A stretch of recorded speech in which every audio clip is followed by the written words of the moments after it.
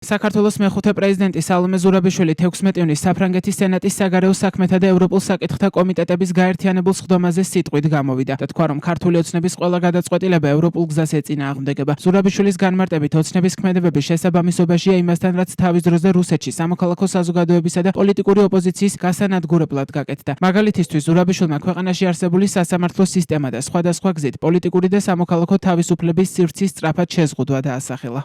რაც დღეს საქართველოში ხდება, არის სხვა ალტერნატიული სტრატეგიის გატესტვა. ეს არის რუსული ჰიბრიდული სტრატეგია, რომელიც მოიცავს საარჩევნო манипуляციას, პროპაგანდას, მარიონეტული რეჟიმების გამოყენებას, რომლებიც პირდაპირ ემსახურებიან რუსეთის ინტერესებს და გამოირჩევიან რუსეთის მიმართ უკიდურესი მორჩილები. რუსეთის მიმართ პრაქტიკულად არც ერთი კრიტიკული სიტყვა არ ისმის. გითხარით იმ კაც კრიტიკაზეც, რომელიც ჩვენი პარტნიორების მისამართით ისმის. იმ პარტნიორების მიმართ, რომლებმაც 30 წლის განმავლობაში სახელმწიფოს შექმნასა და გაძლიერებაში უდიდესი წვლილი შეიტანეს. ამ პარტნიორებს აკრიტიკებენ ახლა, მაშინ როცა რუსეთის მიმართ, რომელიც ოკუპანტია და საქართველოს ტერიტორიის 20% აქვს მიტაცებული, არც ერთი გამაღიზიანებელი სიტყვა არ ისმის. პრაქტიკულად სიჩუმე ან ქებადიდება.